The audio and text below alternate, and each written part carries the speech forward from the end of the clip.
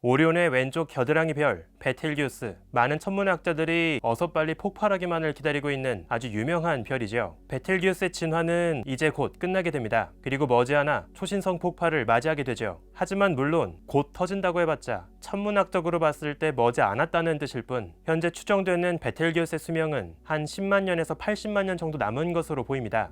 우주의 역사에 비하자면 짧은 찰나에 불과하지만 지금 당장 역대급 우주쇼를 보고 싶은 우리에겐 터무니없이 머나먼 세월이죠. 그래서 베텔기우스가 곧 터진다 이야기해봤자 우리에겐 상관없는 그저 먼 이야기처럼 들립니다. 그런데 최근 베텔기우스의 폭발이 생각보다 훨씬 빠르게 찾아올 것이란 새로운 결과가 발표되었는데요. 놀랍게도 이번 연구에선 베텔기우스의 겉모습뿐만 아니라 그 속에 남아있는 핵융합 연료의 양까지 확인했습니다. 이번 새로운 결과에 따르면 베텔기우스의 핵융합 연료는 이미 모두 고갈된 상태죠. 만약 이 발견이 사실이라면 베텔기우스의 초신성 폭발은 앞으로 수십만 년 뒤가 아닌 단 수십 년, 아무리 멀어봤자 100년 안에 벌어지게 됩니다. 과연 우린 살아생전 베텔기우스의 장엄한 폭발을 눈으로 확인할 수 있게 될까요? 우주먼지의 현자타임즈, 어쩌면 얼마 남지 않았을지 모르는 베텔기우스의 속사정을 소개합니다.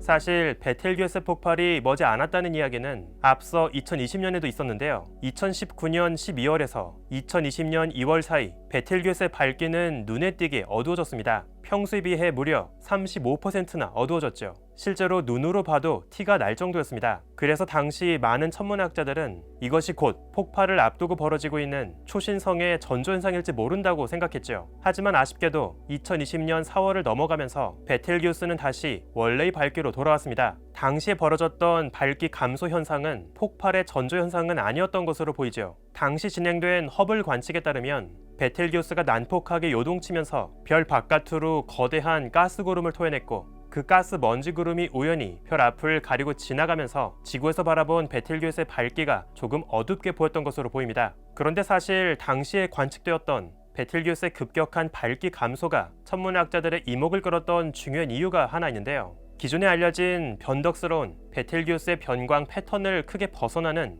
예상치 못한 밝기 감소였기 때문이죠. 인류는 지난 수십 년 넘게 베텔기우스를 계속 관측해오고 있는데요. 그간의 관측을 보면 베텔기우스는 꽤나 변덕스럽게 밝기가 변하고 있는 아주 복잡한 변광성입니다. 그래서 그 밝기 트렌드를 얼핏 보면 별다른 규칙 없이 그저 복잡하게 요동치는 별처럼 보이죠. 하지만 천문학자들은 수십 년에 걸친 관측 덕분에 그 속에 길고 짧은 다양한 주기의 패턴이 섞여 있다는 것을 확인했습니다. 우선 가장 크게는 2200일 주기, 그리고 425일 주기로 반복되는 밝기 변화 패턴이 섞여 있죠. 또 이에 비해선 밝기 변화 폭이 조금 미미하지만 더 짧은 주기로 반복되는 또 다른 패턴도 섞여 있습니다. 대략 230일 주기의 변광 패턴, 그리고 185일 주기의 변광 패턴도 존재하죠. 이런 다양한 패턴이 함께 섞여 있다 보니 베텔기우스의 밝기 변화는 정말 복잡하게 보이죠. 이처럼 밝기 변화가 제멋대로 벌어지고 있는 가장 중요한 이유는 베텔기우스가 정말 죽음을 앞두고 핵융합의 연료가 고갈되고 있기 때문입니다. 점차 내부의 엔진이 서서히 꺼져가면서 별 자체를 붕괴시키려고 하는 자체 중력,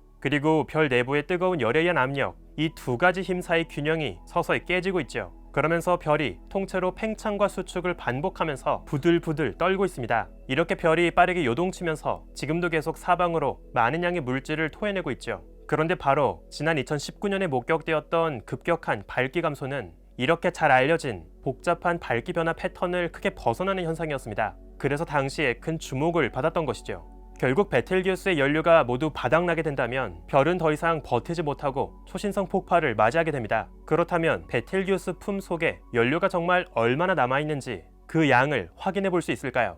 바로 최근 그 놀란 시도를 한 결과가 발표되었습니다. 천문학자들은 베텔기우스의 복잡한 밝기 변화 패턴을 설명하는 가장 완벽한 모델을 찾아냈죠.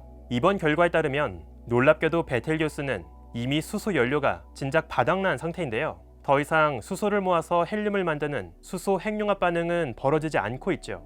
심지어 이렇게 만든 헬륨조차 이미 모두 탄소로 융합되었기 때문에 헬륨마저 고갈된 상태로 보입니다. 결국 베텔기우스는 이미 오래전에 수소 핵융합과 헬륨 핵융합 이 모두를 끝낸 것이죠. 대신 그 중심에선 다시 탄소를 융합해서 더 무거운 네온이나 마그네슘과 같은 원소를 만드는 탄소 핵융합이 벌어지고 있을 겁니다. 베텔기우스 정도의 밝은 별이 결국 탄소 핵융합까지 끝나게 된다면 그대로 별은 빠르게 붕괴하게 되죠. 이렇게 붕괴된 별의 외곽층은 순식간에 사방으로 흩어지게 됩니다. 바로 그 모습을 우리가 초신성 폭발로 보게 되는 것이죠. 핵융합 과정은 더 다음 단계로 진행될수록 그 효율과 속도가 더 빨라지는데요. 베텔기우스의 경우 가장 처음에 시작한 수소 핵융합은 대략 1500만 년 정도 이어졌습니다. 이렇게 만든 헬륨을 다시 용합하는 헬륨 핵융합의 경우 훨씬 빠르게 진행되죠. 겨우 수백, 수천 년 안에 모든 반응은 끝나버립니다. 마찬가지로 그 다음 단계 탄소 핵융합은 훨씬 더 빠르게 끝나버리죠. 따라서 현재 베텔기우스 중심에 얼마나 많은 탄소가 남아있는지만 알 수 있다면 앞으로 베텔기우스가 얼마나 더 오랫동안 버틸 수 있을지를 알 수 있습니다. 이번 연구에서 천문학자들은 이 베텔기우스의 복잡한 밝기 변화 패턴을 재현하기 위해서 별 중심의 탄소 함량을 다양하게 하면서 모델을 만들었는데요. 그 결과 베텔기우스를 가장 잘 설명하는 모델은 중심에 탄소가 거의 남아있지 않았을 때의 모델이었습니다. 탄소 연료마저 모두 고갈되었고 최후의 중력 붕괴만을 앞두고 있다고 볼 수 있죠. 이 그래프는 초신성 폭발을 하는 시점을 기준으로 베텔기우스 내부에 남아있는 다양한 원소의 함량 변화를 보여주고 있는데요. 그래프를 보면 우선 가장 첫 번째 연료로 쓰이는 수소의 양이 빠르게 고갈되기 시작합니다. 수소가 모두 고갈될 즈음 수소를 모아서 만든 헬륨의 양이 빠르게 올라가는 것도 확인할 수 있죠. 하지만 곧바로 헬륨도 핵융합의 재료로 다시 쓰이게 되면서 그 양이 줄어들게 됩니다. 그리고 이번엔 헬륨을 모아서 만드는 탄소의 양이 빠르게 올라가는 것을 볼 수 있죠. 이번 연구에서 추정한 베텔기우스 핵 속에 남아있는 탄소의 함량은 대략 0.5%에서 17%까지입니다. 그렇다면 이 추정치를 아까 봤던 그래프에 대입해 볼까요? 그러면 놀랍게도 현재 베텔기우스는 초신성 폭발까지 최소 10년에서 최대 100년을 앞두고 있다는 것을 알 수 있습니다. 즉 아직은 한참 먼 미래처럼 느껴졌던 베텔기우스의 폭발이 실은 앞으로 몇십 년 안에 벌어지게 될지도 모른다는 것을 이야기하는 거죠. 정말 살아생전 우리의 눈으로 거대한 별이 중성자별로 붕괴하는 모습을 볼 수 있게 될지도 모르겠습니다. 다만 베텔기우스의 앞날을 예측할 땐 중요한 문제가 하나 있는데요. 놀랍게도 우린 여전히 베텔기우스까지의 정확한 거리를 알지 못한다는 겁니다. 현재 추정되는 베텔기우스까지의 거리는 430광년에서 650광년까지 범위가 꽤 넓습니다. 거리 측정의 오차도 플러스 마이너스 50광년 정도죠. 아니, 우리 은하 바깥에 있는 먼 외부 은하도 아니고 우리 은하 안에 있는 훨씬 가까운 별인데 대체 왜 거리를 정확히 알지 못하는 걸까요? 그건 아이러니하게도 별이 너무 지나치게 밝기 때문입니다. 예를 들어 현재 우리 주변 별들까지의 거리를 정확히 재면서 우리 은하의 정밀 지도를 그리고 있는 가이아 망원경이 있죠. 그런데 베텔기우스는 그리 멀지 않은 거리에 떨어진 너무나 밝은 별입니다. 가이아의 예민한 센서로 바라보기엔 베텔기우스는 너무나 지나치게 눈부신 별이죠. 게다가 아주 복잡하게 요동치고 있는 베텔기우스의 밝기 변화도 이 별까지의 정확한 거리를 재지 못하게 하는 중요한 방해 요소 중 하나입니다. 별까지의 거리는 이 별의 정확한 스펙을 알기 위해서 가장 중요한 요소인데요. 만약 새롭게 추정한 별까지의 거리가 훨씬 가깝게 바뀐다면 그동안 우리가 추정하고 있던 별의 실제 밝기, 질량은 더 작아져야 합니다. 지구에서 봤던 별이 밝게 보였던 이유가 사실은 별 자체가 밝아서 그랬던 것이 아니라 별까지의 거리가 생각보다 더 가까워서 벌어진 착각이었으니 말이죠. 실제로 최근에 있었던 또 다른 연구에 따르면 새롭게 추정된 베텔기우스까지의 거리는 대략 550광년, 원래 알고 있던 거리에 비해서 한 25% 정도 더 가깝게 추정되게 됐는데요.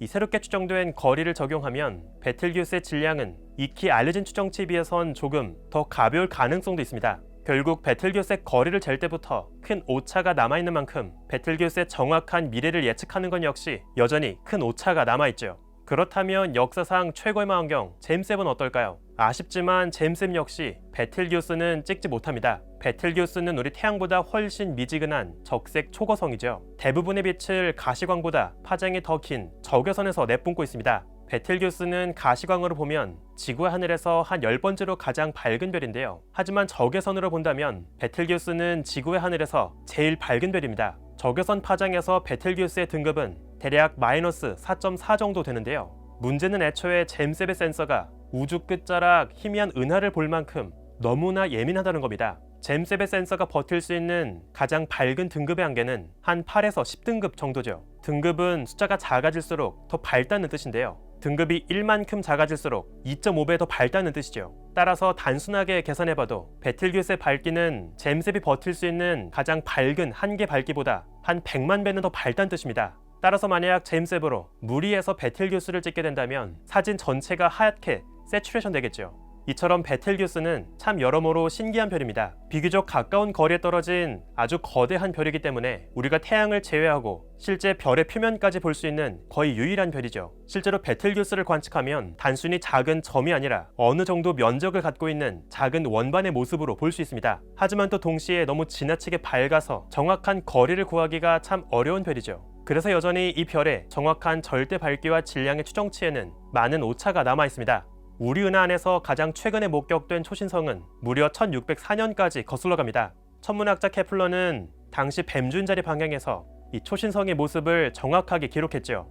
현재 이 별이 터지고 남긴 아름다운 잔해구름은 케플러 잔해라고 부릅니다.